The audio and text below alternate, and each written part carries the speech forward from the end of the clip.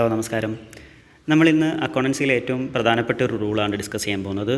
Rule of debit and credit. അക്കൗണ്ടൻസിയിൽ നമുക്കൊരു transaction തന്നു കഴിഞ്ഞാൽ നമ്മൾ എന്ത് ചെയ്യണം? അത് ജേണൽ എൻട്രിയിലേക്ക് അല്ലെങ്കിൽ ജേണലിലേക്ക് റെക്കോർഡ് ചെയ്യണം. അതിനെ നമ്മൾ ജേണൽ എൻട്രി എഴുതണം. നമുക്കറിയാം, അക്കൗണ്ടൻസിയിലെ ആദ്യത്തെ ഫംഗ്ഷൻ എന്ന് പറയുന്നത് എന്താണ്? റെക്കോർഡിംഗ് ഓഫ് ട്രാൻസാക്ഷൻസ് ആണ്, അല്ലേ? അതിന് നമ്മൾ ആദ്യമായിട്ട് മനസ്സിലാക്കേണ്ടത്, നമുക്ക് തരുന്ന ഒരു ട്രാൻസാക്ഷനിലെ അത് എഫക്റ്റ് ചെയ്യുന്ന രണ്ട് അക്കൗണ്ടുകൾ ഏതൊക്കെയാണെന്ന് മനസ്സിലാക്കുക. ഇപ്പോൾ ഏതൊരു ട്രാൻസാക്ഷനും രണ്ട് ആസ്പെക്റ്റ് ഉണ്ടായിരിക്കും. ഒരു ഡെബിറ്റ് ആസ്പെക്റ്റും ഉണ്ട്, ഒരു ക്രെഡിറ്റ് ആസ്പെക്റ്റ് ഉണ്ടായിരിക്കും. ആ ആസ്പെക്റ്റുകൾ ഏതൊക്കെയാണെന്ന് മനസ്സിലാക്കുക എന്നുള്ളതാണ് ആദ്യത്തെ ഘട്ടം എന്ന് പറയുന്നത്.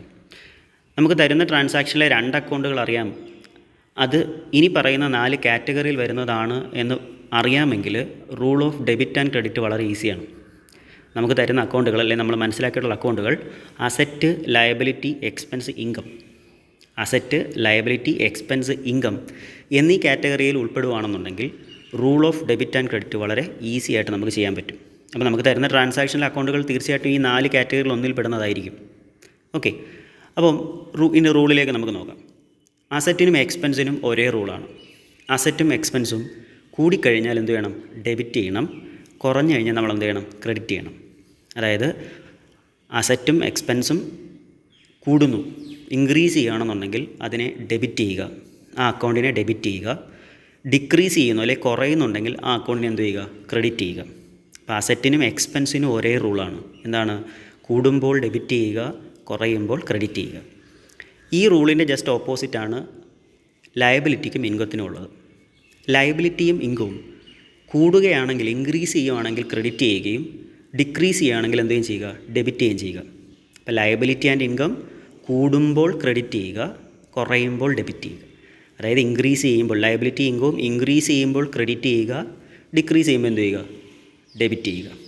ഓക്കെ, അപ്പോൾ അസറ്റിൻ്റെ എക്സ്പെൻസിൻ്റെ റൂള് നമ്മൾ പറഞ്ഞു. എന്താണ്? കൂടുമ്പോൾ ഡെബിറ്റ് ചെയ്യുന്നു, കുറയുമ്പോൾ ക്രെഡിറ്റ് ചെയ്യുന്നു. അതിന് ജസ്റ്റ് ഓപ്പോസിറ്റാണ് ലയബിലിറ്റിയുടെ ഇൻകത്തിൻ്റെ റൂള്. കൂടുമ്പോൾ ക്രെഡിറ്റ് ചെയ്യുന്നു, കുറയുമ്പോൾ ഡെബിറ്റ് ചെയ്യുന്നു. ഓക്കെ, വളരെ ഈസി ആയിട്ടുള്ള റൂളാണ്. നമുക്ക് ഇത് വെച്ചൊരു ട്രാൻസാക്ഷൻ്റെ ജേണൽ എൻട്രി പറയാൻ പറ്റുമോ നോക്കാം. ഫോർ എക്സാമ്പിളായിട്ട് പെയ്ഡ് ക്യാഷ് ₹1000 ആ സാലറി, അല്ലെങ്കിൽ പെയ്ഡ് സാലറി ₹1000. നമ്മളെന്ത് ചെയ്തു? സാലറി 1000 രൂപ കൊടുത്തു. അപ്പോൾ അവിടുത്തെ രണ്ട് അക്കൗണ്ടുകൾ മനസ്സിലാക്കുക എന്നുള്ളതാണ് ഫസ്റ്റ് ഘട്ടം, അല്ലേ? അപ്പോൾ അവിടുത്തെ രണ്ട് അക്കൗണ്ട് ഏതൊന്ന് സാലറി ആണെന്ന് മനസ്സിലായി, സാലറി ഉണ്ട്. പിന്നെ എന്താ കൊടുത്തത്? ക്യാഷാണ് കൊടുത്തത്, അല്ലേ? സാലറി ആയിട്ട് ക്യാഷ് കൊടുത്തു. അപ്പോൾ രണ്ട് അക്കൗണ്ട് വന്നു, ഒന്ന് ക്യാഷും ഒന്ന് സാലറിയും. അതിൽ സാലറി ഒരു എക്സ്പെൻസാണ്, ക്യാഷ് എന്താണ്? ഒരു അസറ്റാണ്. അപ്പം സാലറി എന്ന് പറയുന്നത് സ്ഥാപനത്തിലേക്ക് കൂടി, അല്ലെങ്കിൽ സ്ഥാപനത്തിലെ എക്സ്പെൻസ് കൂടി. അതുപോലെ നമ്മുടെ ക്യാഷ് നമ്മുടെ കയ്യിൽ നിന്ന് പോയി, കുറഞ്ഞു, അല്ലേ? അപ്പോൾ സാലറി ഒരു എക്സ്പെൻസാണ്, അത് കൂടിക്കഴിഞ്ഞാൽ എന്ത് വേണം? എക്സ്പെൻസ് കൂടിയാൽ ഡെബിറ്റ് ചെയ്യണം, അല്ലേ? അപ്പോൾ സാലറി കൂടുന്നതുകൊണ്ട് അതിന് സാലറി ഡെബിറ്റ് ചെയ്യണം. അപ്പോൾ നമുക്കൊരു ഓട്ടോമാറ്റിക്കായിട്ട് ക്യാഷ് എന്ത് ചെയ്യണം? ക്രെഡിറ്റ് ചെയ്യണം. ഇനി നോക്കൂ, ക്യാഷ് ഒരു അസറ്റാണല്ലോ. ക്യാഷ് നമ്മുടെ സ്ഥാപനത്തിൽ നിന്ന് കുറഞ്ഞു പോയി. അപ്പം അസറ്റ് കുറഞ്ഞാൽ നമ്മൾ എന്ത് ചെയ്യണം? ക്രെഡിറ്റ് ചെയ്യണം. സോ അതുകൊണ്ട് ഇവിടെ ക്യാഷ് എന്ത് ചെയ്യണം? ക്രെഡിറ്റ് ചെയ്യണം. അപ്പം എൻട്രി എന്തുമായിരിക്കും? സാലറിയാണ് ഡെബിറ്റ്, ക്യാഷാണ് ക്രെഡിറ്റ്. എൻട്രി എന്ന് പറയുന്നത് സാലറി അക്കൗണ്ട് അറ്റർ ടു ക്യാഷ്, അല്ലേ? എന്ത് സിമ്പിളാണ്. അപ്പം അസറ്റ്, ലയബിലിറ്റി, ഇൻകം, എക്സ്പെൻസ് എന്നിവയുടെ റൂള് പഠിച്ചു കഴിഞ്ഞാൽ, ഡെബിറ്റ് ആൻഡ് ക്രെഡിറ്റ് ചെയ്യുന്നതിൻ്റെ റൂള് പഠിച്ചു കഴിഞ്ഞാൽ നമുക്ക് ഏതൊരു ട്രാൻസാക്ഷൻ്റെയും ജേണൽ എൻട്രി വളരെ എളുപ്പം ചെയ്യാൻ പറ്റും. പക്ഷേ തരുന്ന ട്രാൻസാക്ഷനിലെ അക്കൗണ്ടുകൾ ഈ പറയുന്ന 4 കാറ്റഗറിയിൽ ഏതാണെന്ന് മനസ്സിലാക്കണം. എങ്കിൽ മാത്രമേ ഈ റൂള് യൂസ് ചെയ്തിട്ട് ഉപകാരമുള്ളൂ. ഓക്കെ, സോ അതുകൊണ്ട് ഈ റൂള് നന്നായിട്ട് പഠിക്കുക. അങ്ങനെയാണെന്നുണ്ടെങ്കിൽ നിങ്ങൾക്ക് ഏത് ട്രാൻസാക്ഷൻ്റെ ജേണൽ എൻട്രി വളരെ എളുപ്പത്തിൽ എഴുതാൻ പറ്റും. സോ നമുക്ക് അടുത്ത ക്ലാസ്സിൽ മറ്റൊരു പ്രത്യേകതകളുമായിട്ട് വരാം. അതുവരെ ബൈ.